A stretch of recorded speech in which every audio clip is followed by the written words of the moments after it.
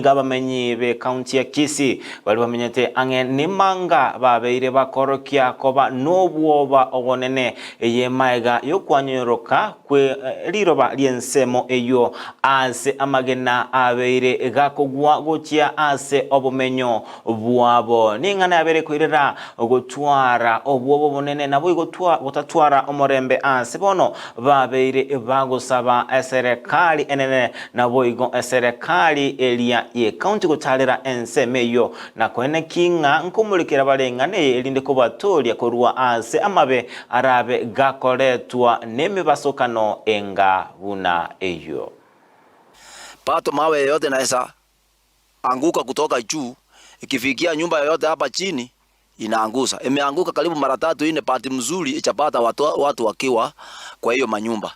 Kwa hiyo mahali tunaishi ni mahali hatarini sana. Ikianguka wakati mwingine kuna wakati tunaamka asubuhi tunakuta nyumba zimeanza kusonga chini kidogo kwa sababu ya mvua nyingi. Sina sink. Alafu mpaka inabidi saa zingine unachukua jembe unaanza kutoa mchanga ili upate nini? Upate kufungua mlango. Hii mawe ilikuja ilipiga nduru kama bunduki, nilisikia ikapiga nduru kama bunduki. Alafu kuangalia tukaona mawe inateremka. Inataka kuzupikia nyumba.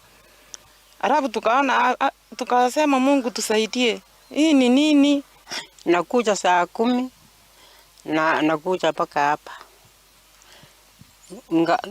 Nkaangalia nkaibu iko mawe anapika nduru kabisa. Unapata kwamba watu wakaaji wa hizo sehemu wanapewa ufadhili kutoka kwa serikali, wanapewa chakula, lakini sehemu ya kwetu hapa katika mpaka wa Kisii na Nyamira hatujaona hata maafisa wa polisi wa vitengo mbalimbali hata wa shirika la Msalaba Mwekundu. Tungehitaji hiyo kiwezekana serikali itembelea hapa isikie maoni ya watu ndio wataweza kutusaidia badala waongojea kitu itendeke wakuja kutusaidia.